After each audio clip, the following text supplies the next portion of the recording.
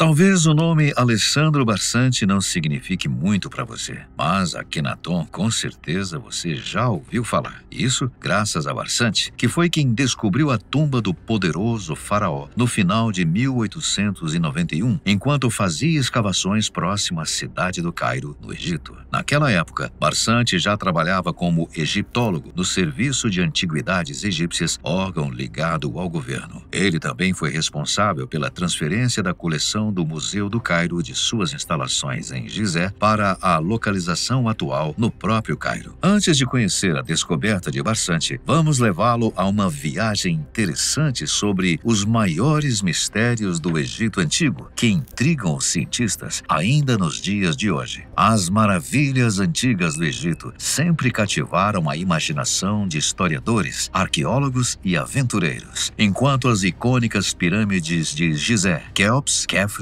e Miquerinos permanecem altas e bem preservadas. Há monumentos menos conhecidos que guardam segredos escondidos sob suas estruturas enigmáticas. Entre esses mistérios estão as pirâmides Zawiet el-Aryan, que compreende a pirâmide de camadas, e a pirâmide inacabada do norte. Elas permanecem na história como testemunhas silenciosas do passado distante do Egito. A história do próprio povo egípcio já é, por si só, um grande mistério. Embora os egípcios antigos tenham deixado muitos registros escritos, ainda há perguntas sobre a origem de sua civilização. De onde vieram as tecnologias avançadas usadas na construção das pirâmides? Haveria influência de outras culturas ou até mesmo teorias mais controversas, como contatos extraterrestres? Enquanto não forem encontradas evidências concretas sobre isso, tais perguntas continuarão no limbo da imaginação humana.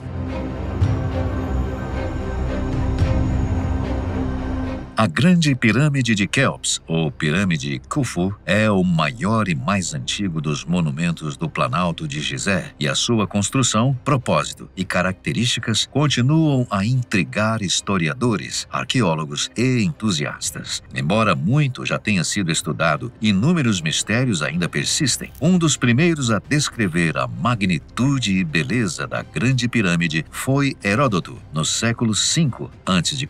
Ele chamou a pirâmide de um monumento grandioso e afirmou que a sua construção envolveu 100 mil trabalhadores por um período de 20 anos. Heródoto também descreveu sistemas de máquinas de alavanca para elevar os blocos, mas suas descrições carecem de evidências concretas. Já Diodoro, da Sicília, no século I a.C., sugeriu que a pirâmide servia como túmulo para o faraó Khufu, mas também mencionou que os egípcios de sua época consideravam o monumento uma obra cruel e desnecessária. A Grande Pirâmide foi frequentemente associada a conhecimentos esotéricos e matemáticos, com teóricos do passado sugerindo que ela incorporava dimensões sagradas relacionadas ao planeta Terra. Alguns acreditavam, e há ainda um grande número de pessoas que acreditam, que ela tinha poderes místicos ou que era um repositório de conhecimento perdido. Do ponto de vista científico, vários testes foram feitos em relação aos poderes místicos das pirâmides, mas nada foi comprovado. O que se sabe é que, conforme teria sugerido Diodoro da Sicília, a Grande Pirâmide teria sido construída para salvaguardar o descanso eterno do faraó Quéops. Porém, como nunca encontraram nenhum vestígio de seu túmulo ou múmia no interior da pirâmide, sua função ainda permanece na gaveta dos questionamentos. Embora várias teorias sobre rampas, alavancas e trabalho humano sejam plausíveis, a logística exata continua sendo um mistério. Como os egípcios transportaram e ergueram blocos de até 80 toneladas para as alturas consideráveis, por exemplo, é uma das questões que permanecem sem respostas. Até teorias sugerindo que seres gigantes tenham sido usados como operários, se juntando aos outros milhares de homens, já apareceram. Contudo, essa teoria permanece num campo paralelo à ciência convencional, que é o da pseudociência, ou nas teorias da conspiração, de acordo com arqueólogos renomados.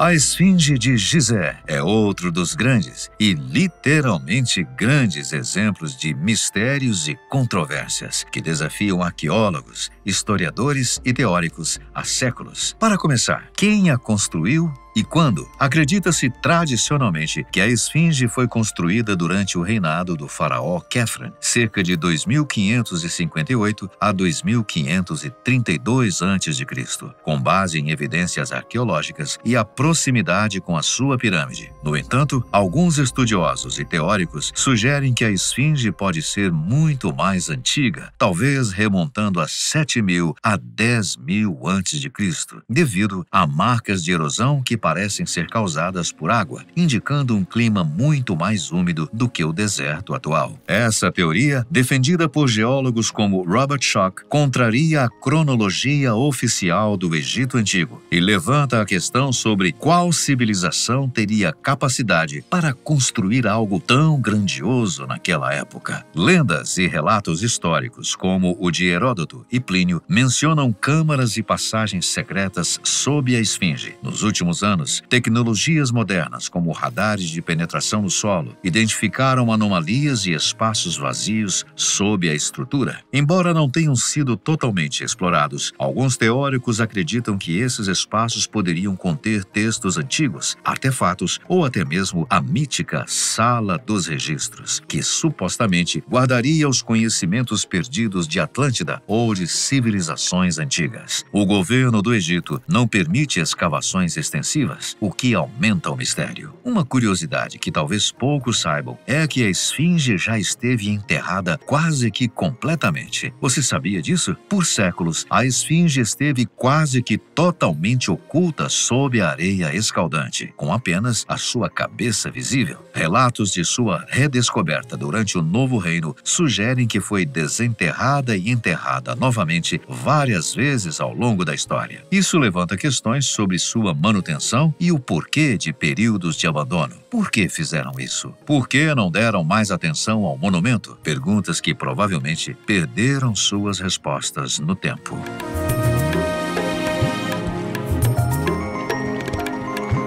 Outro grande mistério que o Egito guarda é em relação ao desaparecimento de Nefertiti, uma das rainhas mais icônicas que já passou pela história egípcia. Ela desapareceu misteriosamente da história por volta do 12º ano do reinado de seu marido, Akhenaton. Não se sabe se ela morreu, se foi exilada ou se assumiu uma nova identidade, talvez até governando como faraó. Sua tumba também nunca foi encontrada, embora teorias apontem para possíveis câmaras ocultas no Vale dos Reis. Nefertiti era provavelmente uma grande esposa real de Akhenaton, mas também pode ter exercido um poder significativo por conta própria. O nome Nefertiti significa "a bela chegou", o que reflete o seu status elevado. Ela foi representada em muitas imagens da época como uma figura de grande beleza, um rosto bastante distinto e uma tiara elaborada, simbolizando sua posição de prestígio. Sua vida e legado continuam a ser um dos maiores mistérios na história egípcia, principalmente porque, apesar de ser uma das rainhas mais conhecidas, muito pouco é definitivamente conhecido sobre ela.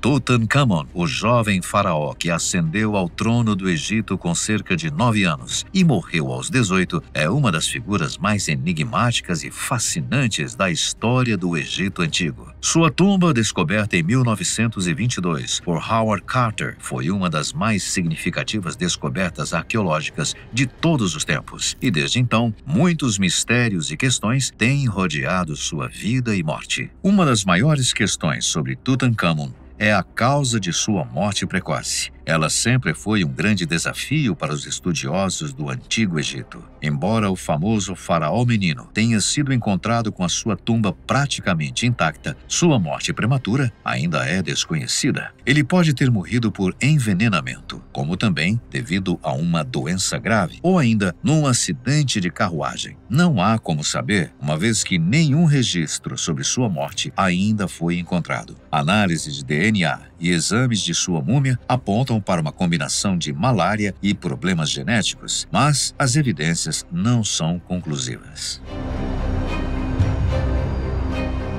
O labirinto de Hawara, muito pouco falado, constitui-se também em um dos enigmas que talvez não ofereçam respostas às questões que ele levanta, como para que ele servia. quando e por quem foi construído. O labirinto de Hawara é um complexo lendário localizado perto da pirâmide de Amenemés III, na região de Hawara, no Egito. Este local foi descrito em textos antigos como um dos monumentos mais impressionantes já construídos, mas até hoje permanece cercado de mistérios e contradições. Autores antigos como Heródoto, no século V a.C., e Estrabão, no século I da mesma era, descreveram o labirinto como uma estrutura gigantesca composta por 3.000 salas interconectadas, metade delas subterrâneas e a outra metade acima do solo. Heródoto afirmou que o labirinto era mais impressionante que as pirâmides, com corredores intrincados que desafiavam a orientação e salas decoradas com relevos estranhos e complicados. Há uma teoria que diz que a estrutura teria servido como um centro administrativo e religioso, contendo templos dedicados a diversas divindades egípcias. Contudo, as descrições antigas parecem tão grandiosas que alguns questionam se o labirinto realmente existiu dessa forma. Heródoto menciona que as salas subterrâneas do labirinto guardavam túmulos de reis e crocodilos sagrados. Embora descrito como um monumento colossal, o labirinto de Hawara não está mais visível na superfície. Muitos acreditam que ele foi destruído e seus materiais reaproveitados durante o período romano ou islâmico. Algumas pedras do labirinto podem ter sido usadas para construções em outras regiões, mas a falta de ruínas substanciais no local alimenta especulações sobre se ele realmente existiu como descrito. Há também relatos antigos que afirmam que essas áreas foram mantidas em segredo e seladas para evitar saqueadores, contribuindo para o mistério sobre o que pode estar escondido nelas. O que você acha que pode ter sido este labirinto? Um tipo de purgatório na Terra para quem fosse feito prisioneiro? Ou seria um complexo para denotar a grandeza do rei? Agora partiremos para um dos mais enigmáticos sítios arqueológicos de todo o Egito, conhecido como Zawet el-Aryan, uma antiga necrópole situada a cerca de 8 quilômetros a sudoeste de Gizé. O local não é tão conhecido popularmente, mas arqueólogos sabem de sua existência desde o início dos anos 1900, através do egiptólogo Alessandro Barsanti, o mesmo que encontrou a tumba de Akhenaton. É nesse local que pode estar a chave para a compreensão de todos os maiores mistérios do Egito. Barsanti realizou várias pesquisas num sítio conhecido como Pirâmide de Camadas, naquela região. Como a Pirâmide de Camadas não trouxe os resultados desejados, Barsanti resolveu mudar de estratégia e quase acidentalmente encontrou algo que mudaria várias teorias sobre as pirâmides. Cerca de 1,5 km ao norte, o solo parecia estar repleto de grandes fragmentos de granito, o tipo de pó de granito que é deixado para trás quando as pedras são polidas durante a construção. Quando começaram a escavar, Barsanti e sua equipe descobriram uma grande estrutura retangular, que na verdade tratava-se de um enorme poço construído de calcário que descia profundamente na terra. A equipe logo percebeu que o poço fora preenchido de forma deliberada com um amontoado de pesados blocos de calcário, cada um pesando entre 3 e 4 toneladas, aparentemente lançados de forma desordenada em algum momento no passado. 7 meses depois, durante as escavações, eles se depararam com um imenso bloco de granito rosa a cerca de 21 metros de profundidade, que fazia parte da estrutura da parede do poço. O que mais chamou a atenção de Barsanti foi o fato de o granito rosa não só era mais raro e valioso, mas também mais difícil de trabalhar, o que indicava que aquele local devia ter tido uma importância excepcional. Com grande esforço, a equipe conseguiu localizar um bloco de granito de 30 toneladas, aparentemente marcando o fundo do poço. Barsanti, entusiasmado, acreditou que esse bloco fosse um sinal de que, abaixo dele, poderiam existir túmulos símbolos e tesouros incalculáveis. Durante a escavação, várias inscrições foram descobertas, mas ninguém conseguiu decifrá-las, já que os pesquisadores discordavam sobre os seus significados. Se de fato existissem câmaras subterrâneas sob o granito rosa, poderiam essas inscrições revelar algo sobre os responsáveis por sua criação? E que outros segredos essas câmaras poderiam esconder? Nas tentativas seguintes, com ferramentas mais apropriadas para mover os blocos pesados, Barsanti fez uma descoberta intrigante. Um tanque oval, também feito de granito rosa e polido de forma impecável, refletindo como um espelho. O tanque tinha pouco mais de 1 metro de profundidade e estava rodeado por uma camada de argila, possivelmente usada para protegê-lo. Após muito esforço, a equipe conseguiu remover a tampa que o cobria, mas o que encontraram no fundo do tanque foi apenas uma marca escura, uma mancha que parecia ser a única evidência remanescente. Que função teria tido aquele tanque? Seria um sarcófago inacabado ou teria outra função misteriosa? Barsanti continuou seus trabalhos até 1917, quando faleceu repentinamente aos 59 anos. O governo egípcio não demonstrou interesse em dar sequência às suas descobertas e o local foi deixado ao abandono, sendo gradualmente coberto por areia novamente. Só em 1954, o sítio ganhou novo destaque, quando foi escolhido como locação para o filme A Terra dos Faraós, dirigido por Howard Hawkins. Durante as filmagens, a produção retirou a areia, fez uma limpeza no local e registrou diversas fotografias. Essas imagens acabaram nas mãos de 2 estudiosos italianos, Vito Maraghiolio e Celeste Rinaldi, que, com base na documentação de Barsanti, decidiram investigar o sítio mais a fundo. Contudo, seus esforços foram interrompidos pelo governo egípcio, que, sem fornecer explicações, transformou Zaliet El Arian em uma área de acesso restrito, designada para fins militares. Em 1962, o engenheiro Edward Kunkel publicou um livro intitulado A Bomba do Faraó, no qual propôs uma teoria ousada. Segundo Kunkel, as passagens e câmeras dentro da Grande Pirâmide serviam como condutos e reservatórios de uma gigantesca bomba de água destinada a enviar água do Nilo para o deserto, irrigando a terra ao redor. Para ele, a pirâmide teria 2 bombas, uma subterrânea, representada pela enigmática câmara subterrânea, e outra localizada acima do solo, nas câmeras intermediária e superior.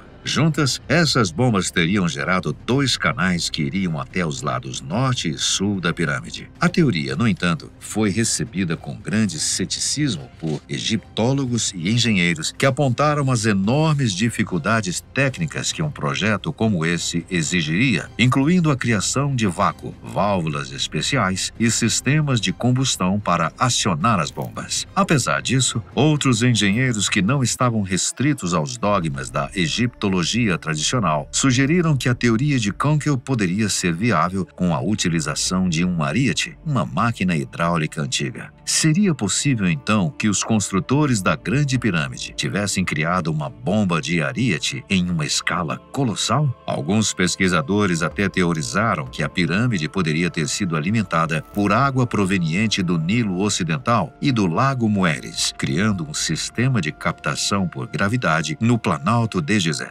Além disso, muitos acreditavam que o muro de contenção ao redor da pirâmide poderia ter sido um reservatório para armazenar a água. Se a Grande Pirâmide realmente funcionasse como uma bomba de água gigante, então a água deveria estar sendo direcionada a algum lugar. Foi então que os novos pesquisadores voltaram a sua atenção para o misterioso poço em Zawiet El Arian, que, ao contrário de uma pirâmide inacabada, poderia ser um ponto de saída da água bombeada pela pirâmide. O grande poço seria, portanto, um reservatório de água, projetado para armazenar e liberar a água bombeada de baixo para cima. A banheira oval encontrada por Barsanti poderia fazer parte desse complexo sistema de captação e movimentação de água. Em 1999, o engenheiro naval John Cadman, após ler o livro de Kunkel, decidiu realizar uma experiência em pequena escala para testar a teoria da bomba d'água. Só na quarta tentativa, ele obteve sucesso, provando que a Grande Pirâmide poderia, de fato, ter funcionado como uma bomba de água gigante e bem planejada. No entanto, à medida que os novos testes foram realizados, Cadman percebeu que a função da bomba não se limitava a armazenar ou distribuir água. Havia algo mais complexo e misterioso a ser descoberto. Cadman construiu um modelo em escala maior da bomba e o revestiu em concreto para simular como ela funcionaria no subsolo.